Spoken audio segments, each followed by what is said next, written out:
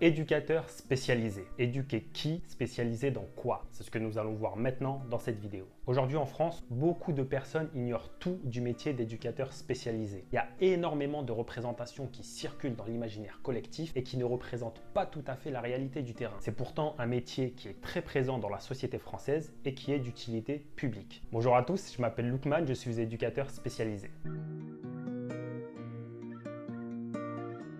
Le mot éduquer en latin, il veut dire instruire, élever, conduire hors de. Donc en fait, ce qu'il faut comprendre quand on parle d'éduquer une personne, on ne parle pas du tout de redresser une personne. On n'est pas du tout dans une position paternaliste. On parle vraiment d'accompagner une personne, de l'aider à s'améliorer, à progresser dans un certain nombre de domaines qui sont propres à chaque individu. Ensuite, par rapport au mot spécialisé, il y a plusieurs sens et plusieurs significations qu'on peut donner à ce terme. Pour ma part, j'estime que l'éducateur est spécialisé dans le sens où il effectue un accompagnement spécifique aux besoins, aux attentes, aux objectifs et aux projets, à la personnalité, aux facilités et aux difficultés des personnes qui l'accompagnent. C'est l'accompagnement qui est spécialisé, individualisé. C'est pas tellement l'éducateur. On peut aussi considérer l'éducateur comme étant un spécialiste de l'éducation, dans le sens où il va utiliser un certain nombre de techniques éducatives, un certain nombre de méthodes, il va utiliser des concepts, des notions, il va coupler un certain nombre d'informations qui vont lui permettre d'effectuer un accompagnement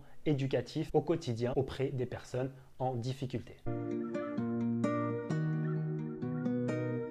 Tous les jours au quotidien, l'éducateur spécialisé accompagne des personnes qui rencontrent un certain nombre de problèmes. Il va mettre en place des projets, des actions qui vont permettre à ces personnes-là, dans la mesure du possible, de surmonter leurs difficultés. L'accompagnement éducatif va s'effectuer autour d'un certain nombre d'axes, comme l'accès à l'autonomie. On va accompagner la personne pour qu'elle puisse devenir autonome dans un certain nombre d'actes quotidien. Ça passe également par la socialisation. On va mettre en place des actions, des projets qui vont permettre à la personne de se socialiser avec ses pairs et avec autrui. Ça passe également par le maintien et le développement de certains acquis, de certaines compétences. Ça passe par l'accès aux soins, au logement et à l'emploi. De manière générale, l'éducateur va tenter de répondre aux besoins et aux attentes des personnes qui l'accompagnent.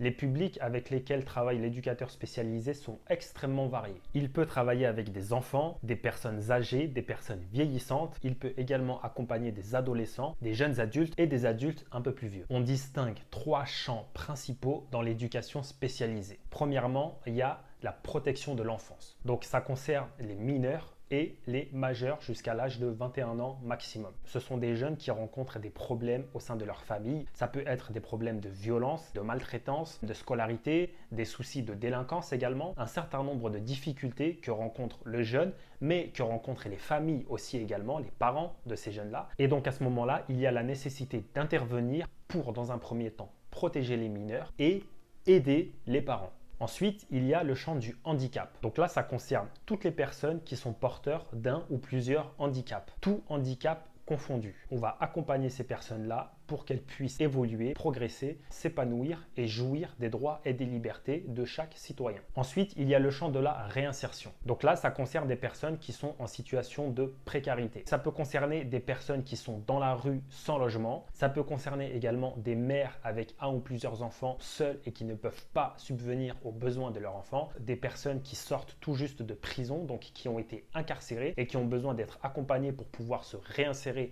dans la société. Des personnes qui rencontrent des problèmes très importants de toxicomanie et des personnes qui viennent de l'extérieur, qui viennent de pays étrangers, qui ont fui leur pays, qui sont arrivés en France, qui ont besoin d'être accompagnés pour effectuer un certain nombre de démarches. Et donc, à ce moment-là, il va y avoir toute une série d'établissements et d'associations qui vont proposer un accompagnement éducatif pour permettre à ces personnes-là de s'insérer ou de se réinsérer dans la société.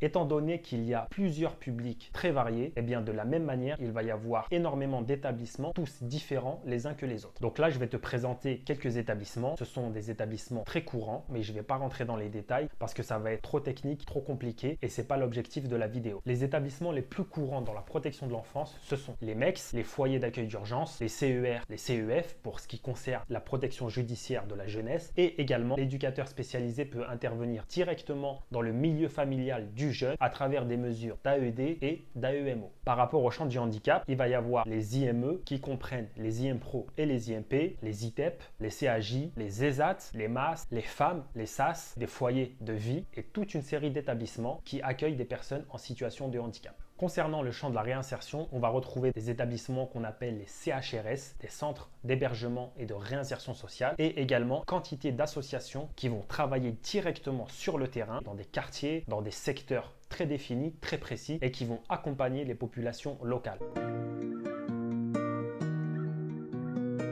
Pour être éducateur spécialisé, il faut être titulaire du diplôme d'État d'éducateur spécialisé. C'est un diplôme de catégorie 2 qui est équivalent à un niveau Bac plus 3. Pour obtenir ce diplôme, il faut suivre une formation qui dure 3 ans. Il faut être âgé de 18 ans minimum et avoir un baccalauréat ou une équivalence. Au terme de ces 3 années, le candidat passe des examens, il passe devant plusieurs jurys et en fonction des notes qu'il aura eues, il obtiendra ou pas son diplôme d'État. Une chose qui est très importante à savoir, c'est que cette formation, elle est accessible sur concours. Il faut avoir les meilleures notes, il faut faire partie des premiers pour pouvoir intégrer la formation d'éducateur spécialisé. Il y a un deuxième moyen d'obtenir le diplôme d'éducateur spécialisé qui est réservé à un certain profil de candidat. Si tu as une expérience significative dans le milieu du travail social, tu peux prétendre à valider les acquis que tu as eus à travers ton expérience. C'est ce qu'on appelle la VAE. Tu dois constituer un dossier que tu présentes devant un jury. Tu vas présenter tout ce que tu as accompli, tout ce que tu as fait durant tes années d'expérience. À la suite de cet échange et de cet entretien, le jury décidera de te donner ou pas le diplôme d'éducateur spécialisé.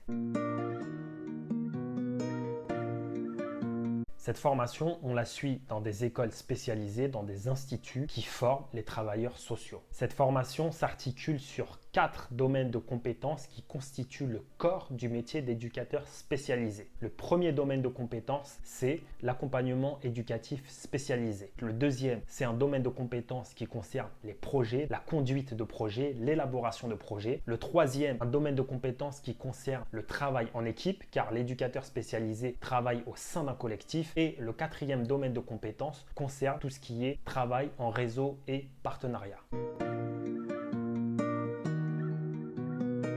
Pour être éducateur spécialisé, bien évidemment, il faut un certain nombre de qualités. Mais il n'y a pas une liste exhaustive de qualités qu'il faut absolument avoir. Chaque professionnel a sa personnalité, a ses qualités et c'est ce qui constitue la force d'une équipe. Malgré tout, il y a quand même des traits de caractère, des attitudes, des comportements, des qualités qui font office de référence. Une des qualités qui est fondamentale, c'est le sens du collectif. L'éducateur spécialisé travaille avec énormément de personnes, que ce soit les collègues, les familles et les proches, et effectivement les personnes qui l'accompagnent. Et à partir du moment où une personne n'est pas en capacité de travailler avec un groupe, au sein d'un groupe, de travailler ensemble vers des objectifs communs, c'est très compliqué. Ensuite, une des qualités qui est très importante, c'est avoir le sens de l'écoute. À savoir que l'écoute, c'est différent de l'entente. L'écoute, c'est quelque chose de plus profond, de plus subtil. C'est vraiment effectuer un réel effort. On est concentré, investi, impliqué. On essaye vraiment de comprendre ce que la personne nous dit. C'est très important quand on accompagne des personnes qui rencontrent un certain nombre de difficultés, d'être perçu comme un professionnel qui peut à tout moment prêter une oreille attentive. Ensuite, troisième qualité, c'est le sens de l'observation. Observer, c'est pas quelque chose de figé et de formel. C'est vraiment quelque chose de subtil, quelque chose de fin. On est capable d'interpréter certaines paroles, certains gestes, certains comportements, certaines dynamiques de groupe, certains événements. Ça nous permet d'avoir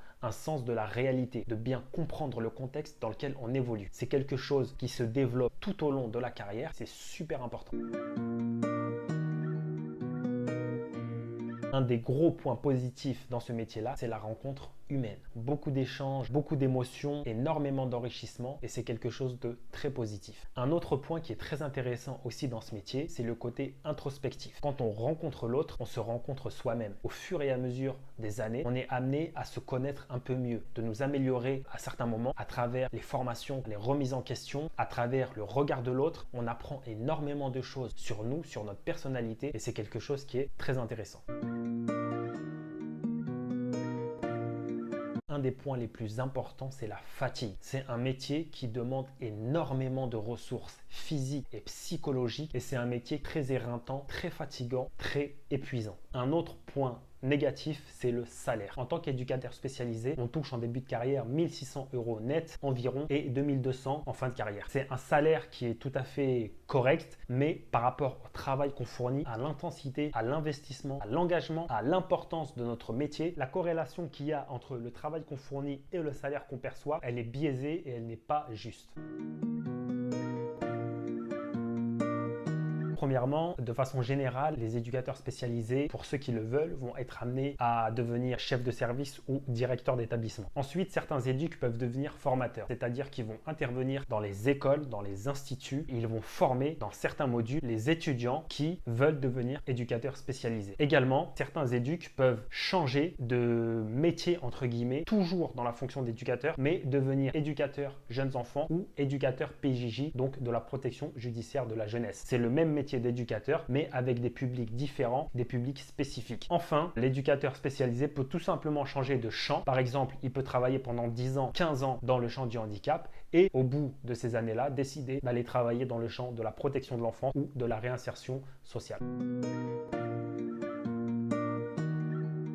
Si tu as envie de devenir éducateur spécialisé, si tu as envie de réussir ton concours, si tu veux réussir l'oral face au jury, si tu veux intégrer la formation d'éducateur spécialisé, la clé, c'est d'être ultra préparé. Tu dois être au top. Depuis la réforme 2018, il y a de plus en plus de candidats pour entrer en formation d'éducateur spécialisé et il y a de moins en moins de places. La concurrence, elle est beaucoup plus rude. Il faut que tu sois accompagné. Si tu es tout seul, tu vas vraiment avoir beaucoup de mal, beaucoup de difficultés à bien te préparer, à bien te démarquer des autres et faire partie des meilleurs. Pour cela, je peux t'aider à préparer ton concours, à constituer ton dossier, à préparer ton oral devant le jury. Je t'ai préparé une formation dans laquelle je t'explique tout ce que tu dois savoir pour pouvoir faire la différence devant le jury. J'espère que la vidéo t'a plu, j'espère qu'elle a été intéressante, utile, pertinente. N'hésite pas à liker la vidéo, ça m'aide beaucoup pour le référencement YouTube. N'hésite pas également à t'abonner à la chaîne si tu veux suivre l'actualité de mes vidéos. Quant à moi, je te souhaite une bonne journée, une bonne soirée et je te dis à bientôt pour une prochaine vidéo.